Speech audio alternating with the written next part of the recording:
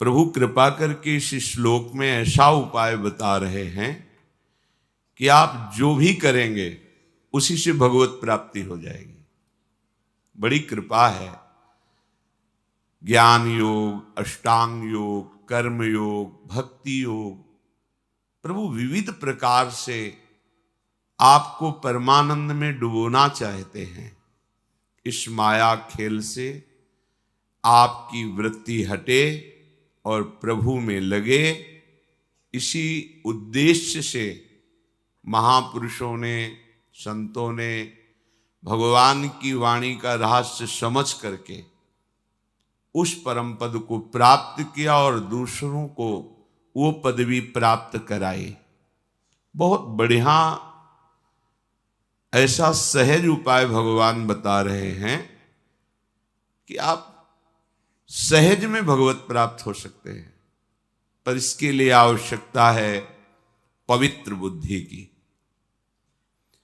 यदि आप पवित्र बुद्धि वाले नहीं हैं तो इसका गलत भाव लेकर के अधर्माचरण करेंगे और सोचेंगे इसको भी भगवद अर्पित कर देंगे। तो आप ये अच्छे से समझ लो, यदि शास्त्र सिद्धांत के अनुसार चलोगे और वो कर्म समर्पित करोगे तो महान फल देने वाले बनेंगे। यदि शास्त्र विरुद्ध आचरणों को समर्पित करोगे तो वो भी कई गुना बढ़कर फल देने वाले होंगे। तो अधर्माचरण का फल भोगते भोगते तो हम निकल नहीं पाए, और उन्हीं अधर्माचरणों को यदि प्रभु को समर्पित करेंगे तो कई गुना बढ़कर मिलेंगे। तो कब हम भोग पाएंगे, कितना भोग पाएंगे? इसलिए बुद्धि को पवित्र रखकर सुना जाए, कहीं ऐसा बुद्धि को बढ़ावा ना दे दिया जाए कि मनमानी आचरण भगवान करने को कहते हैं कि खूब मनमानी आचरण करो, मेरे को समर्पित कर दो, तुम्हें भगवत प्राप्ति हो जाएगी। ऐसा नहीं है। अपवित्र बुद्धि विरोध में ही सोचती है, अर्थात भगवान जो विधान बता रहे हैं उसके विपरीत वो सोचती है। तो विपरीत बुद्धि का नाश संतों के संग से होता है। जब संत संग प्राप्त होता है तो उनके अनुभूत वचनों से हमारे अंदर जो विपरीतता बैठ गई है, भगवत प्रतिकूल आचरण करने का स्वभाव बन गया है, वो नष्ट हो जाता है। प्रतिकूलस्य वर्जनम, प्रभु के प्रतिकूल आचरण नहीं होने चाहिए। जब तक प्रभु के प्रतिकूल आचरण हैं तो तुम भागवत सिद्धांत को समझ ही नहीं रहे। मनमानी आचरण कभी भगवान के अनुकूल नहीं हो सकते। जो गुरुमानी हैं, जो शास्त्र ज्ञानी हैं, जो संतों के वचनों के अनुसार चलते हैं, वही अध्यात्म मार्ग में उन्नति प्राप्त करते हैं। अध्यात्म मार्ग अर्थात माया निवृत्त परम सुख, परम आनंद का मार्ग। श्री भगवान पीछे के श्लोक में कहा कि कुछ लोग अपनी कामनाओं की पूर्ति के लिए देवताओं का यजन करते हैं, पर वो अविधि पूर्वक माना जाता है।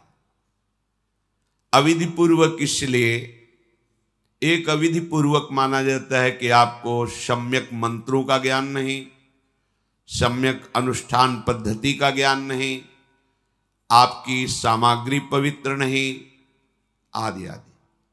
पर यहां मूल बात जो अविधि पूर्वक कही भगवान ने, वो ये कि भगवत भाव रहित होकर, देह भाव से युक्त होकर अपनी कामनाओं की पूर्ति के लिए जो देवताओं का यजन करते हैं, अगर यजन ठीक हुआ तो उनको फल मिलता है। फल देह भाव से आराधना करने पर कोई न कोई लोक लोकांतर का सुख होता है।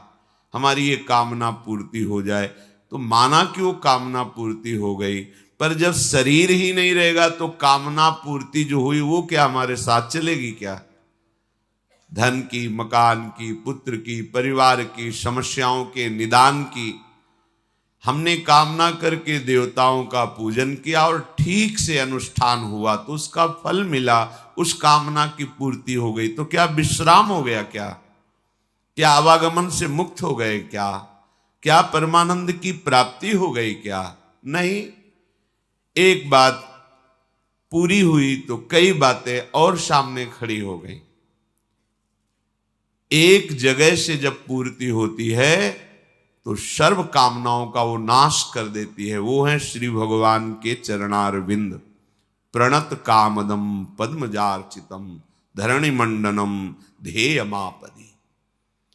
भगवान श्री हरि श्री कृष्णचंद्र जी के चरणारविंद ही ऐसे हैं कि अगर कामना करके भी इनकी आराधना करोगे तो उस कामना की पूर्ति होगी और आपके हृदय में विवेक होगा, वैराग्य होगा और भगवान की भक्ति बढ़ेगी। चाहे जिस भाव से आज तक जिसने श्री हरि का आश्रय लिया उसका सर्व मंगल हुआ। पर यदि हम भगवत भाव विहीन किसी देवता की आराधना करते हैं तो सम्यक अनुष्ठान होने पर केवल वो उतनी ही कामना की पूर्ति करता है, फिर कामना मन की चाह और बढ़ जाती है।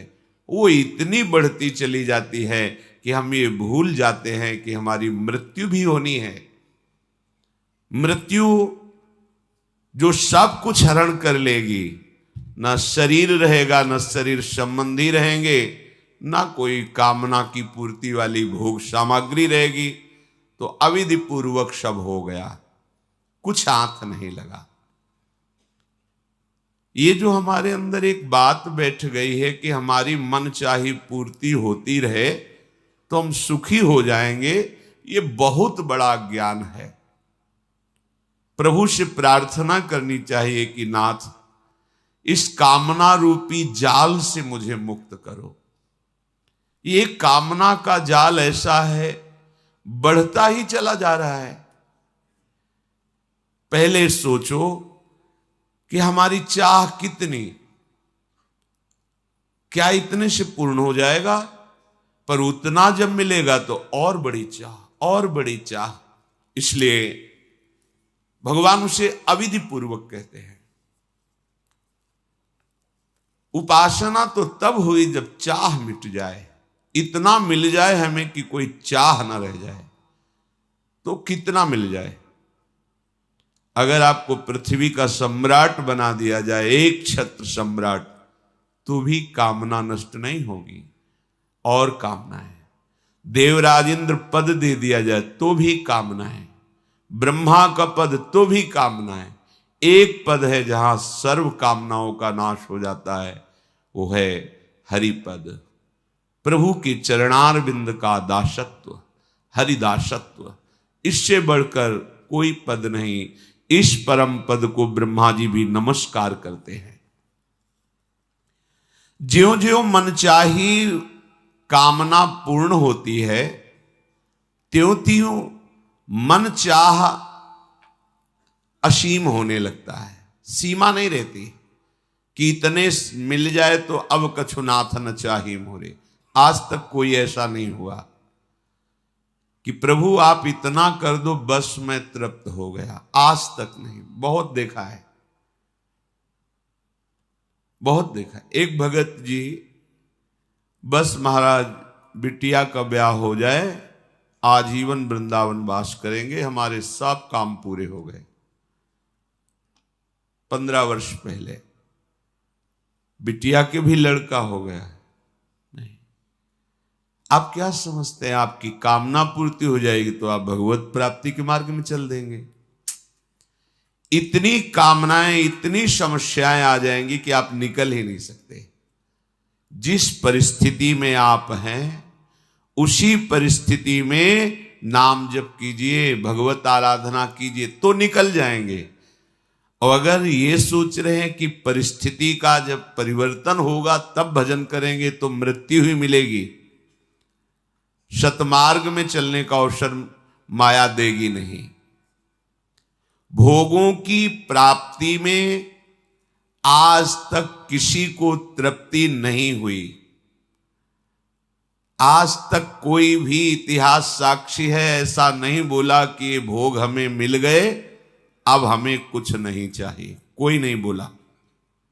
अगर कोई ऐसा बोला है कि अब कछु नाथ न चाहिए मोरे, तो वही बोला है जिसे भगवान के चरण मिल गए हैं, दूसरा नहीं। वो तो बहुत ऊंची बात बोले हैं। न पारमेष्ठ्यम न महेंद्र धिष्णम। पारमेष्ठि ब्रह्मा का पद भी नहीं चाहिए, देवराज इंद्र का पद भी नहीं चाहिए, न सार्वभौमम न रसाधिपत्यम, रसातल का भी पृथ्वी का भी सम्राट पद सुख नहीं चाहिए, न योग सिद्धिर न पुनर्भव, मोक्ष भी नहीं चाहिए, योग की सिद्धियों की भी चाह।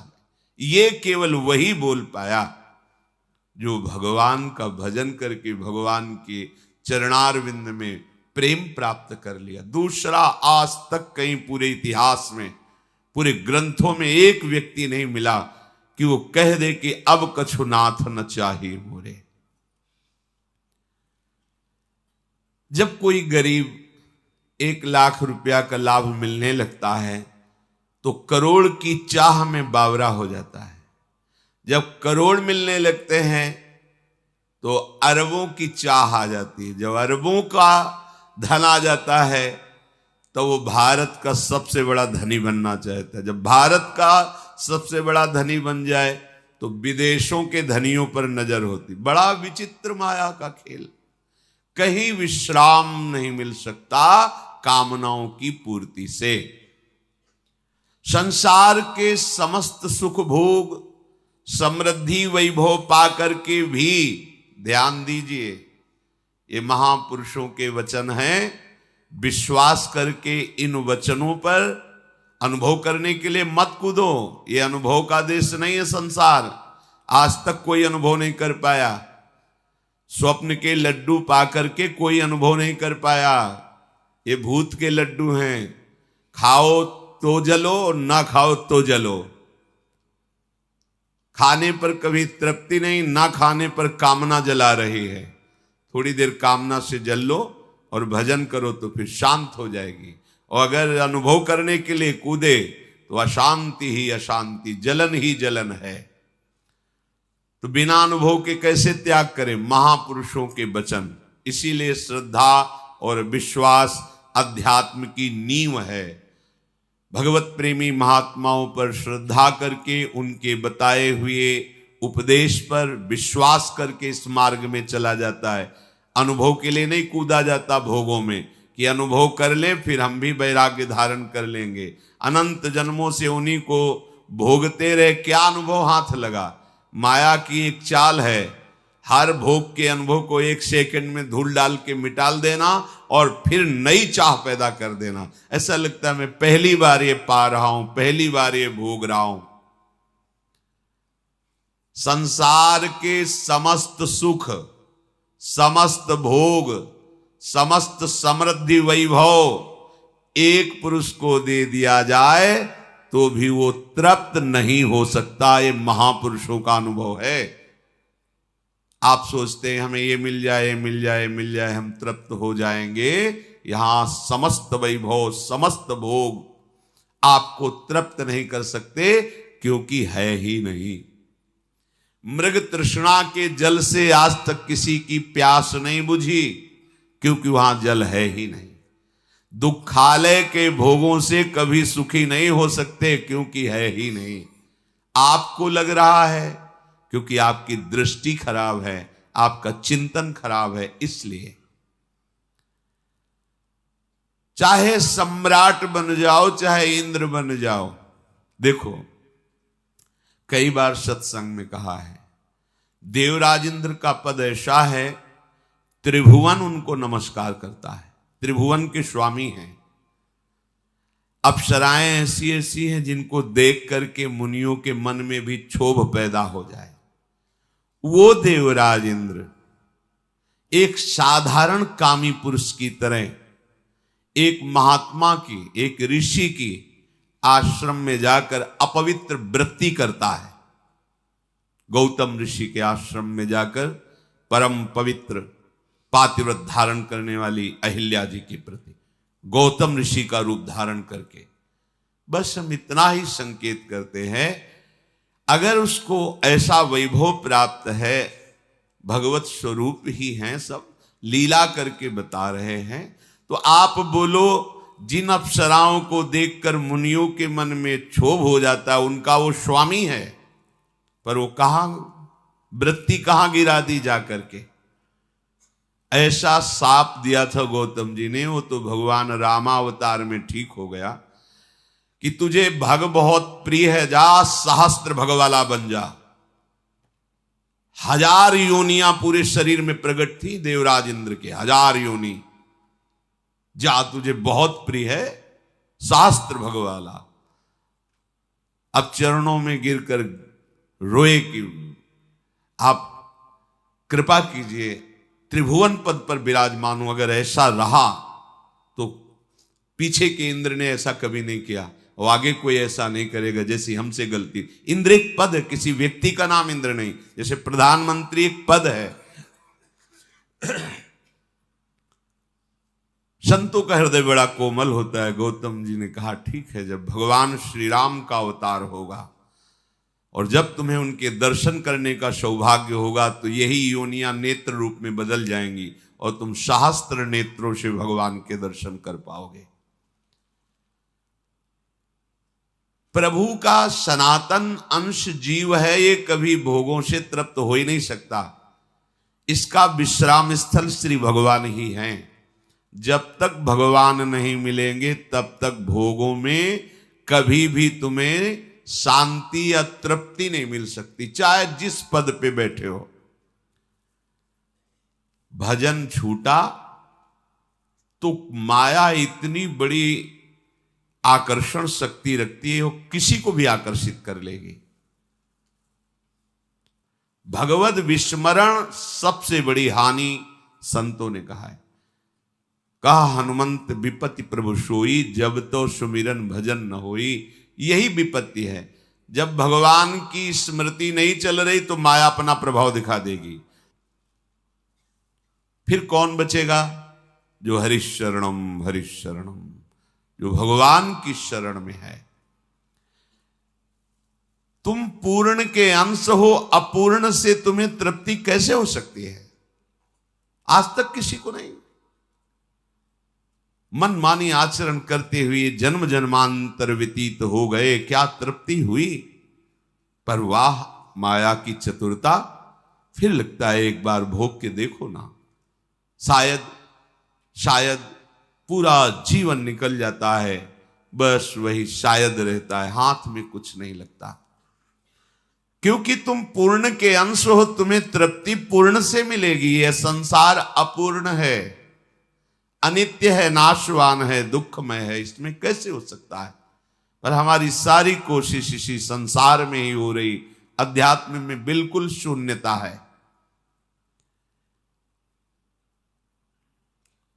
जीव की आत्यंतिक तृप्ति केवल भगवत प्राप्ति से ही होगी।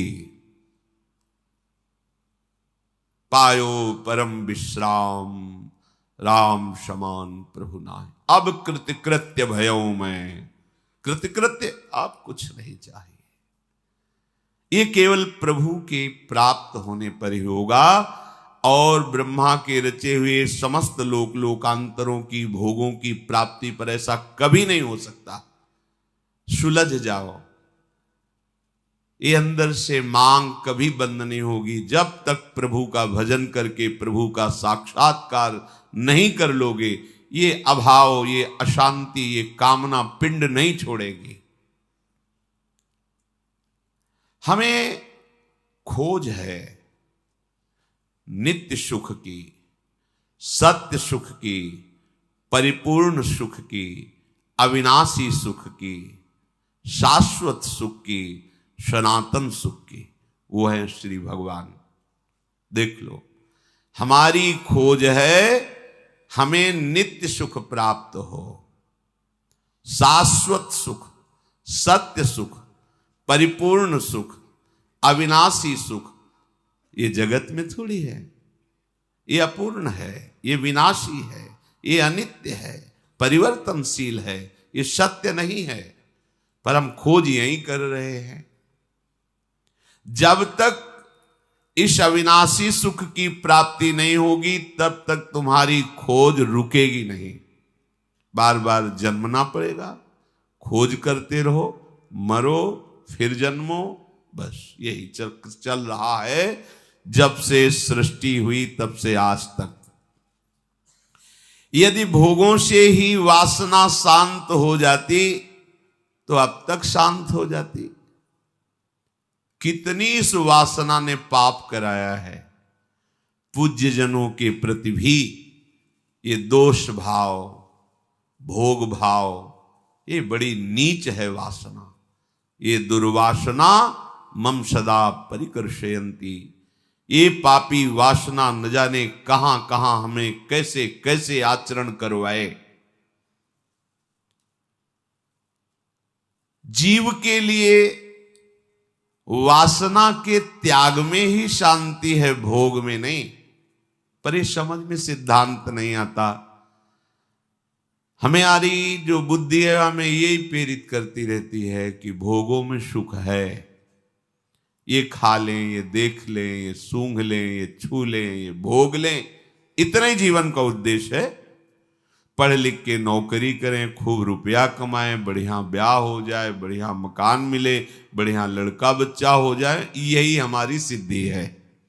लेकिन परिणाम नहीं सोच रहे कि एक परिणाम आएगा, झटके में सब कुछ खत्म हो जाएगा, केवल आप बचेंगे और आपकी अकेले फिर यात्रा शुरू हो जाएगी। ये क्या नाटक चल रहा है। पूरा जीवन 50 वर्ष 80 वर्ष समेटते हुए 1 मिनट में सब छीन लिया गया, फिर अकेले चलो। कभी थोड़ा विचार करो। जीव के लिए इन अपूर्ण वस्तुओं की प्राप्ति और उनमें आसक्ति, यही भगवत प्राप्ति में बाधा है, यही बाधा है। असत में सद्बुद्धि हो गई, अनित्य में नित्य बुद्धि हो गई, दुख में सुख बुद्धि हो गई, अपवित्र में पवित्र बुद्धि हो गई। कितनी भारी अविद्या का लक्षण है। देखो, ये शरीर स्वाभाविक अपवित्र है। बहुत रेशम के कपड़े से ढकी हुई थैली हो, अंदर भरा हुआ मल हो, और आपको पता हो कि इसमें विष्ठा भरा है, तो क्या आप उसको प्रिय वस्तु या पवित्र वस्तु समझ सकते हैं क्या? नहीं समझेंगे। पर आप रोज देखते हैं यही मलाशय है, मूत्राशय, मलाशय, मतलब थैली है, मल भरा है, मूत्र भरा है, ऊपर से चिकना चमड़ा है तो अपवित्र ही। कितनी बार नहाऊं, ऊपर से थैली को धोने से पवित्रता नहीं आ जाएगी, मल भरा हुआ है। और सुखों की खोज का प्रधान विषय मल द्वार ही है। देखो माया का कैसा घृणित खेल है। आप ही जब शौच में जाते हैं, उन अंगों को पवित्र करने की चेष्टा करते हैं, फिर हाथ को कई बार साबुन से, रज से धोते हैं। आप खुद मानते हैं कि वो स्थान इतने अपवित्र हैं, और आप उनमें इतने आसक्त हैं कि जीवन का परम सुख वहीं समझ लिए। देखो देखो, अविद्या का प्रभाव देखो कैसा गिराता है जीव को। अपवित्र में पवित्र बुद्धि, ये सब अविद्या का खेल, माया का खेल, कुछ नहीं, भ्रम। बस जासु कृपा सब भ्रम मिट जाई, गिरजा सोई कृपालु रघुराई। नाथ जीव तव माया मोहा, तब निस्तरहि। श्री गोस्वामी तुलसीदास जी कह रहे हैं, ये इसका निस्तार तभी हो सकता है जब आप दुलार करें, आप प्यार करें उसे, आप घसीट ले तो आ सकता है। सो निस्तरी तुम्हारी छोहा, तुम्हारे दुलार से। नाथ विषय हरिली निश ज्ञाना, ये विषय हमारे ज्ञान का अपहरण कर लिया। कैसी नादानी स्थिति है। बाहर कोई मल को छुए तो हमें घृणा होती है, और जहां से हम निकले हैं वही द्वार हैं, इन्हीं द्वारों से निकले, फिर वही रति करके फिर वही जाने का हम विधान रच रहे। थोड़ी बुद्धि क्या है, विचार करके देखो। जब विचार है ही नहीं तो पशुवत आचरण है नहीं, तो विचार करोगे तो वमन के समान घृणास्पद भोग हो जाएंगे। रमा विलास राम अनुरागी तजत बमन, यही तो हमारे जीवन में सबसे बड़ी बाधा पैदा कर रहे हैं। भगवत मार्ग के पथिक हैं, पर हृदय में आकर्षण होता है कि ये भोग सुखद है, ये भोग सुखद है, और हम जहां गलती कर देते हैं तो अपने मार्ग से उतर जाते हैं, फिर मार्ग का पता ही नहीं चलता। ये मार्ग ऐसा दिव्य है कि यदि आप विधि के अनुसार नहीं चलेंगे, गुरु आज्ञा के अनुसार, तो मार्ग अंतर ध्यान हो जाएगा, ढूंढने पर भी पता नहीं चलेगा। अगर आप विधान से चलोगे गुरु आज्ञा के, तो सामने आपको दिखाई देगा। ये दिव्य मार्ग है, ये पार्थिव मार्ग नहीं कि रोड बन गया तो इसी पे चलना है। अगर आपने गुरु आज्ञा का उल्लंघन किया तो ये मार्ग ही गायब हो जाएगा, आपको दिखाई ही नहीं देगा, केवल माया जनित मार्ग दिखाई देगा। अगर आप गुरु आज्ञा पर चलोगे तो केवल यही मार्ग सामने रहेगा और सब भ्रमात्मक मार्ग नष्ट हो जाएंगे। ये आंतरिक बात कह रहा हूं। उपासक अध्यात्म में आंतरिक मार्ग पे चलता है, बाहरी रोड पे नहीं। आंतरिक मार्ग उसी के हृदय में प्रकाशित होता है, गुरु आज्ञा का जो पालन कर रहा है, जो शास्त्र आज्ञा के अनुसार चल रहा है, तो अध्यात्म मार्ग सामने होता है।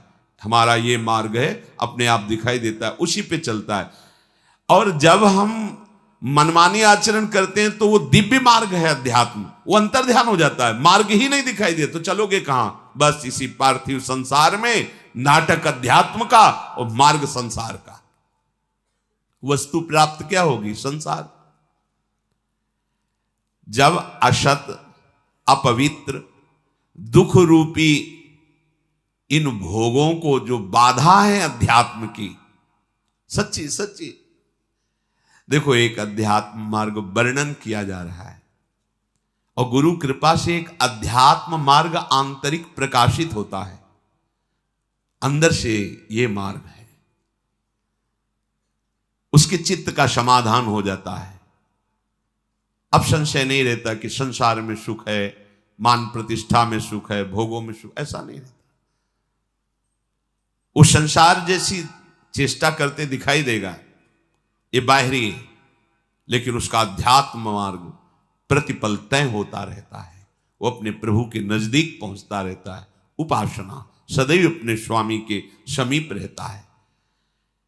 हमने वेश रख लिया, थोड़े बारे भगवद आचरण भी कर रहे हैं, लेकिन अपवित्र भोगों में सुख बुद्धि करके उनमें रमण कर रहे हैं, तो अध्यात्म मार्ग नहीं रहेगा, वो अंतर ध्यान हो जाएगा। अब आपकी सारी चेष्टाएं व्यर्थ ही हैं, ये अंदर से समझ लीजिए। अगर आप गुरुवाणी पे चल रहे हैं, शास्त्र सिद्धांत पे चल रहे हैं, तो अध्यात्म मार्ग। और सही बतावे, यदि शुद्ध शरणागति, तो अध्यात्म मार्ग में चलना नहीं होता।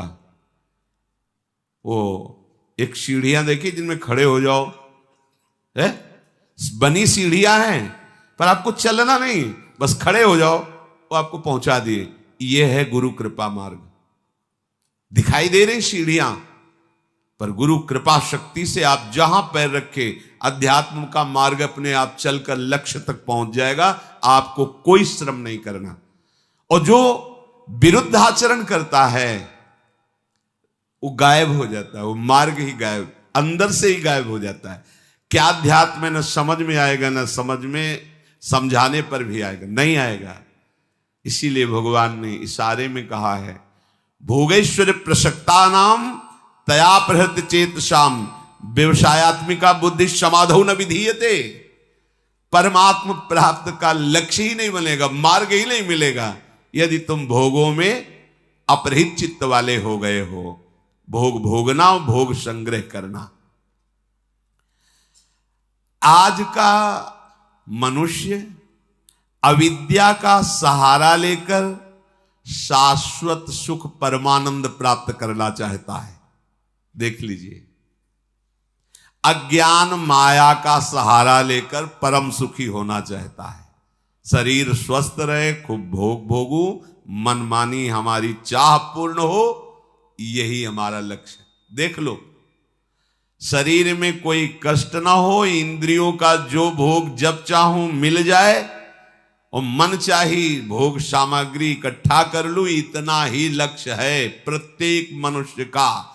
अगर कोई इससे ऊपर उठाए तो अध्यात्म मार्ग का पथिक है वो। भला कैसे परमानंद की प्राप्ति होगी अज्ञान से?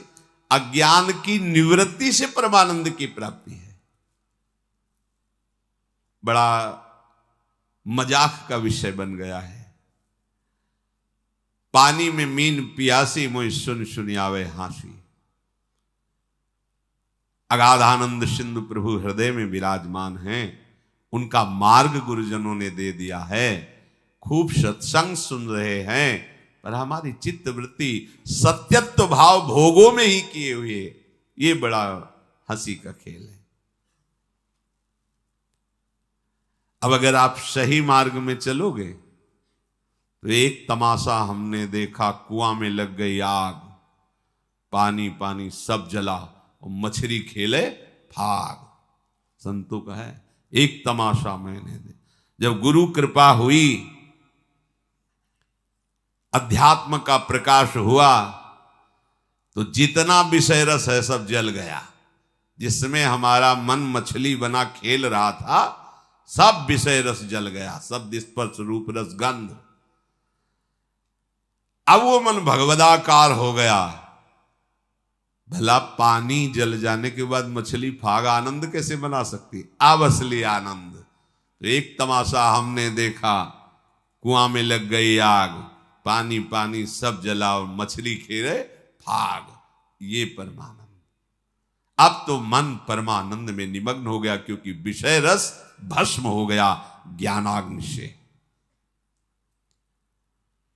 देखो, हमको बिना अपने घर पहुंचे आराम नहीं मिलेगी।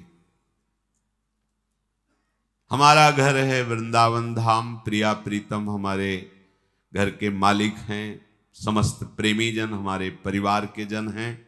यही शाश्वत घर है, यही शाश्वत परिवार है। जब तक भटकना है भटक लो, विश्राम स्थल यही है, श्री वृंदावन विश्राम।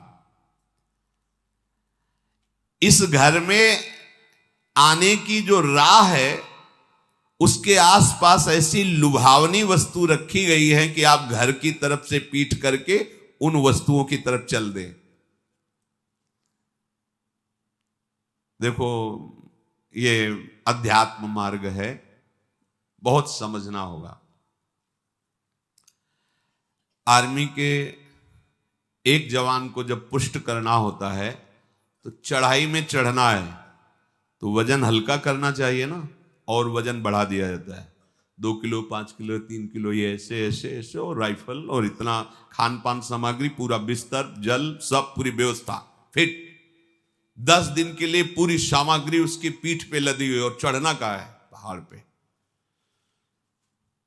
जबकि और हल्का कर देना चाहिए चढ़ाई का समय। नहीं, कमजोर नहीं रखना अपने जवान को। ऐसे ही श्री भगवान कहते, जिस पर मैं कृपा करता हूं सर्वस्व नाश कर देता हूं। बंधु विच्छेदम, परिवार उसके प्रति नफरत करने लगता है। जीवितम कष्टेन सा कष्टेन जीवितम, वो बड़े कष्ट से जीवित रहता है।